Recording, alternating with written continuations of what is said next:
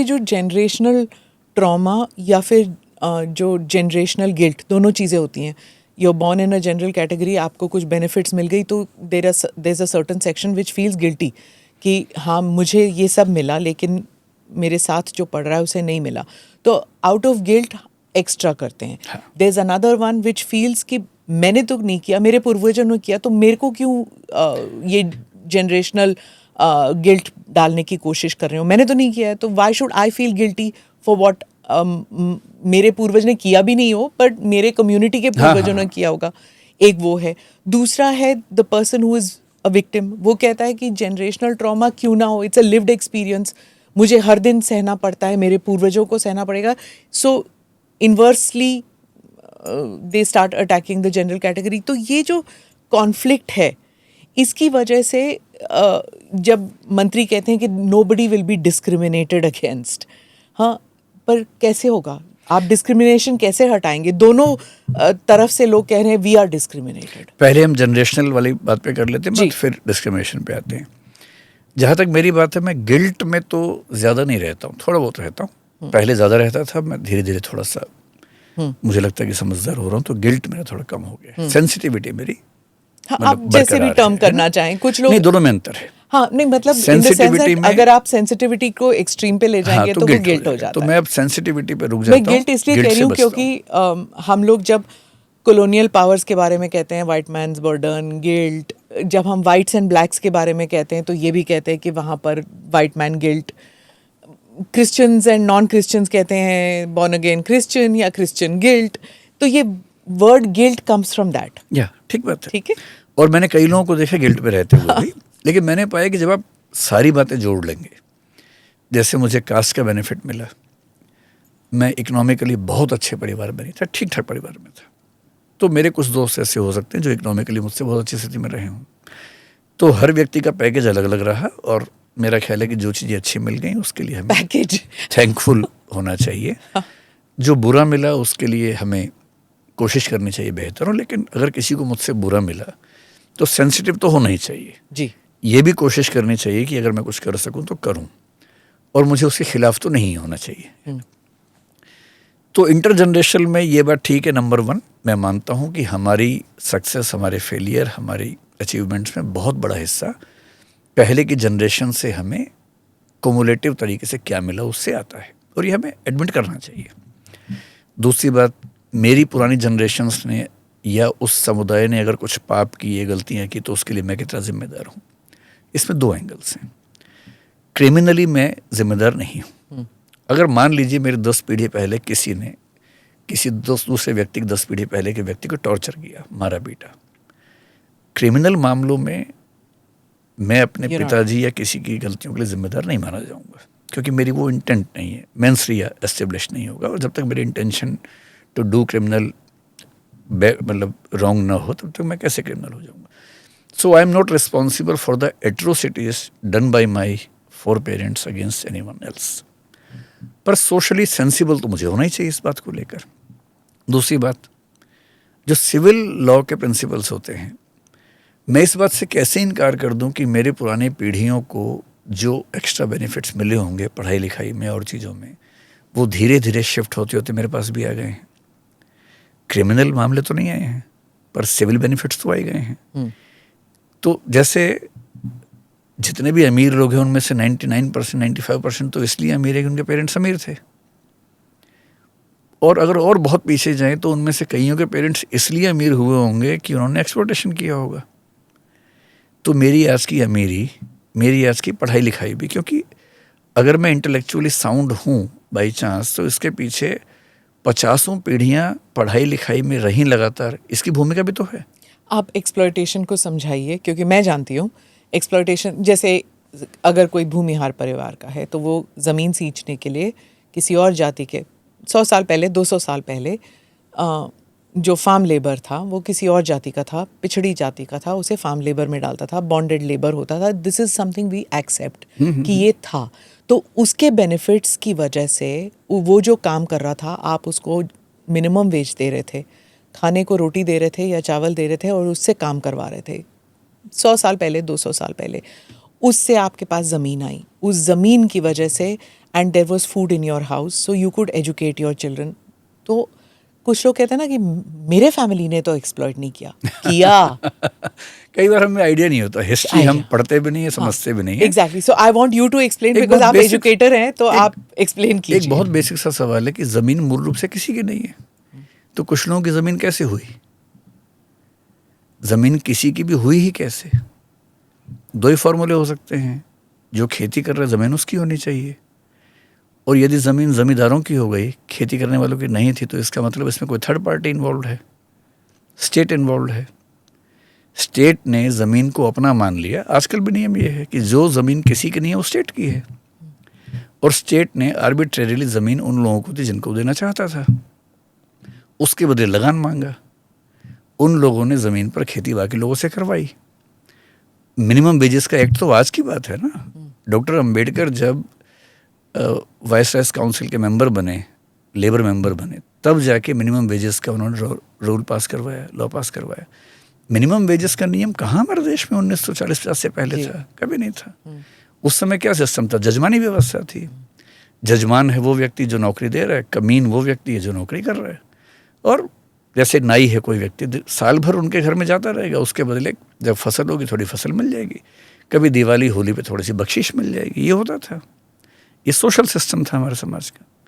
अब अगर कोई ये कहे कि वो एक्सप्लॉयटेशन नहीं था, एक्सप्लॉयटेशन हमेशा एक्सप्लिसिट नहीं होता है ना। सिस्टम्स भी तो एक्सप्लॉयटेटिव हो सकते हैं। जैसे स्कूलों में लड़कियों का रिजल्ट हमेशा लड़कों से बेहतर आ रहा है, यूनिवर्सिटीज़ में अचानक लड़कियां कम कैसे हो जाती हैं? क्या किसी ने मना किया उनको? इम्प्लिसिट भी तो है ना कुछ, एक्सप्लिसिटली कौन मना कर रहा है? इम्प्लिसिटली इंजीनियरिंग कॉलेजेस में लड़कियों की संख्या कम हो जाती है।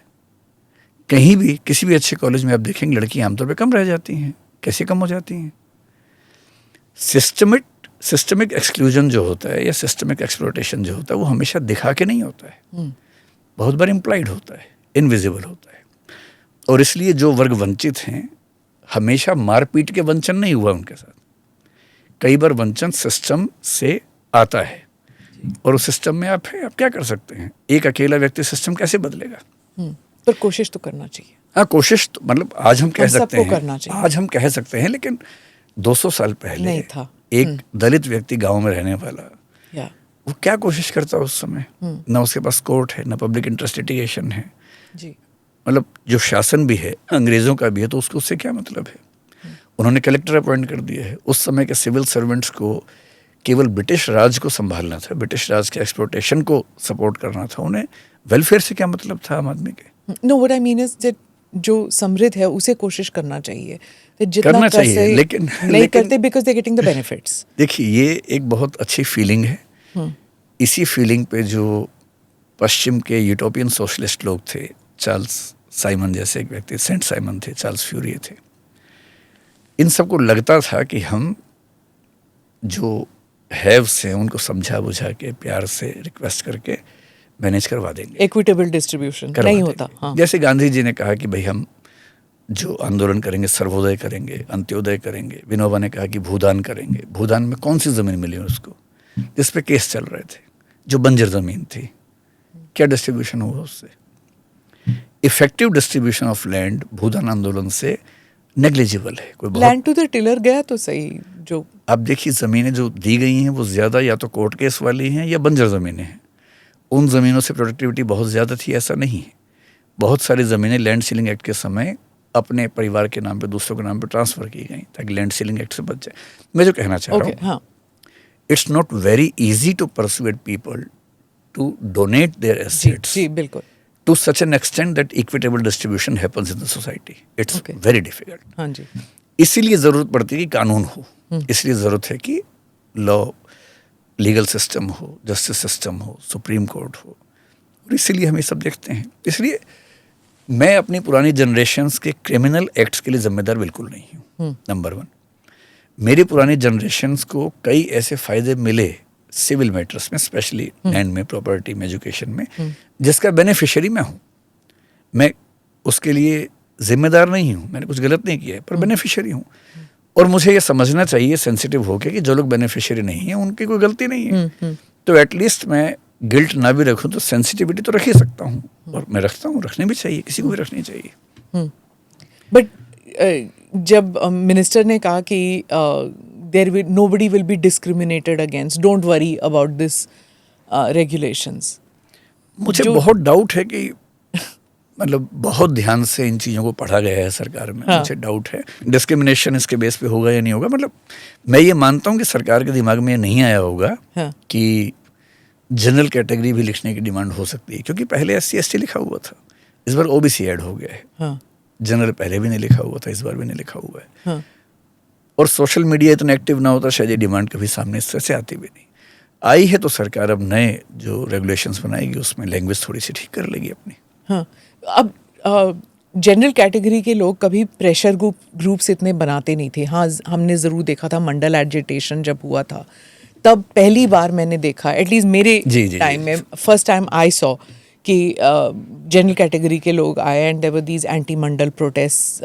You would have also remembered Delhi में जब I participated in those protests without knowing what is OBC and what is general. I think that is also the privilege of caste Yes, जो yes, कहते yes. हैं ना, That कि was हम my लोग first जानते year, नहीं हाँ. थे कि हमारी कास्ट क्या है, क्या हमें क्या बेनिफिट्स मिले। It's only then the realisation came कि okay it's our privilege that we didn't face discrimination, and उसके बाद I think realisation came in about it. क्योंकि I think I just feel कि हम लोग जो मेट्रोज में पले बड़े हैं, we didn't see it so happening. जब कोई बच्चा कहता है कि मैं तो कास्ट को मानता ही नहीं हूँ, कास्ट क्या होती है, तो मुझे लगता है बहुत क्यूट है वो। मैं यही कहता हूँ बहुत क्यूट बच्चे, इनोसेंस। हाँ, उन्हें पता ही नहीं कि वो किस समाज में है। हाँ. और समाज केवल मेट्रो ट्रेन और उन पब्स में नहीं है जहाँ वो जाते हैं, समाज उसके बाहर भारत के गांव तक भी जाता है, उनको अंदाजा भी नहीं है इस बात का। पर क्या आप समझते कि ये सिर्फ गांव तक ही सीमित है, ये डिस्क्रिमिनेशन शहरों में नहीं है क्या? है, शहरों में भी है। डिग्री का अंतर होता है, उसकी विजिबिलिटी का अंतर है। गांव में शायद एक्सप्लिसिट ज़्यादा होता होगा, शहर में इम्प्लिसिट हो जाता है। गांव में कोई खुल के कहेगा कि शादी हम अपनी जात में ही करेंगे, शहर में बोलेंगे शायद नहीं, लेकिन करेंगे वहीं, प्रेफरेंस वहीं देंगे। अब शहरी एडवर्टाइजमेंट शादी के देखिए ना, जो विज्ञापन निकलते हैं, वो तो क्लियरली बोलते हैं सबको लड़की गोरी स्लिम पतली चाहिए, और साथ में एक तो वो नस्ल वाला जो मामला है कि गोरी ही चाहिए सबको, और दूसरा 100 में से 90 जगह कास्ट भी लिखा होगा जी। उसको इलीगल क्यों नहीं किया जाता कि you can not mention caste in advertisements? हम लोगों ने कॉन्स्टिट्यूशन में ये प्रिंसिपल लिया था कि अनटचेबिलिटी को इलीगल करेंगे। आर्टिकल 17 में इसको मेंशन किया गया, और फिर हमने 2 एक्ट्स बनाए इसके लिए। एक सिविल राइट्स प्रोटेक्शन एक्ट है, और एक जिसको हम प्रिवेंशन ऑफ एट्रोसिटीज एक्ट कहते हैं, 89 वाला, जो 18 में चेंज हुआ है। ये हमेशा से माना गया कि किसी के इंडिविजुअल प्रेफरेंसेस अगर हैं कास्ट को लेकर, रिलीजन को लेकर, तो हम कौन होते हैं उसको टोकने वाले। जैसे मान लीजिए फ्री सोसाइटी है, तो हाँ थोड़ा बहुत फ्रीडम होना चाहिए। किसी व्यक्ति को अगर लगता है कि मैं अपनी कास्ट में शादी करना चाहता हूँ, आप उसे कंपल्सरी नहीं कह सकते ना कि नहीं कर सकते हैं, चॉइस है उसकी। इट्स नॉट जस्ट शादी ना, लाइक इवन एम्प्लॉयमेंट में अगर मैं अब प्राइवेट सेक्टर की बात करूँ, तो ये जो जब हम हायरिंग एंड फायरिंग करते हैं, जब लिस्ट होता है उसमें कोई कास्ट के वो डिनोमिनेटर तो है नहीं कि आप अपना कास्ट भी लिखिए, so that is not there at all. तो जब लोग इंटरव्यू के लिए आते हैं, हम जानते भी नहीं है कि उनकी कास्ट क्या है। ना हमने कभी सर्वे किया अपने ऑर्गेनाइजेशंस में कि हमारे में कितने मुस्लिम्स हैं, कितने अपर कास्ट हैं, लोअर कास्ट हैं, शेड्यूल कास्ट हैं, ट्राइब्स हैं, OBCs हैं, किसी ने किया नहीं। आई डोंट थिंक हम करते हैं। आप करते हैं एज बिकॉज आप स्टूडेंट्स के साथ हैं। नहीं, मैं स्टूडेंट्स की बात नहीं कर रहा हूँ, मैं स्टाफ की बात कर रहा हूँ। स्टाफ में भी आप करते हैं। हमारी HR पॉलिसी है कि हमें हर साल सोशल डाइवर्सिटी की एक रिपोर्ट बनानी होती है। बट हम लोग ऑटोमेटिकली डाइवर्सिटी क्या प्रैक्टिस नहीं कर रहे हैं? सोशल डाइवर्सिटी अगर हम हायरिंग में अगर हम पूछ ही नहीं रहे आपके कास्ट को, हाँ, तो क्या isn't it automatic that it's only merit? No. 2 levels पे। पहली बात तो एक डिवाइडेड सोसाइटी में मेरिट इक्वली डिवाइडेड नहीं होती है।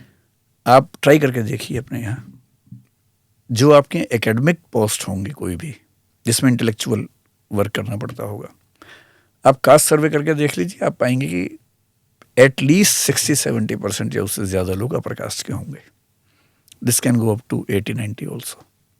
आपने जानबूझ के नहीं किया, मैं जानता हूँ, जानबूझ के नहीं कर रहा कोई भी, मतलब कुछ लोग कर रहे होंगे लेकिन आमतौर पर नहीं कर रहे हैं। पर अगर आप सर्वे करेंगे तो रिजल्ट निकलेगा वही। क्या फिर ये आप सिर्फ नॉर्थ के लिए कह रहे हैं, साउथ के लिए भी नहीं? या नॉर्थ के लिए मैं ज़्यादा ये बात कह रहा हूँ। हाँ, ज्यादा? नॉर्थ के लिए ज़्यादा कह रहा हूँ क्योंकि साउथ वो सारे प्रोसेस हमसे 50-60 साल पहले कर चुका है जो हमें करने हैं अभी। एजुकेशन से- दे चुके हैं जी हर हाँ। कास्ट के लिए। आज से 60-70 साल बाद शायद नॉर्थ में भी ऐसा हो जाएगा, लेकिन अभी की बात पे कर रहा हूँ। ऐसे ही जैसे मैं अपनी बात करता हूँ, मैं बहुत आग्रही हूँ इस बात का कि हमारी डाइवर्सिटी अच्छी होनी चाहिए, रिलीजियस भी, जेंडर बेस्ड भी और कास्ट बेस्ड भी।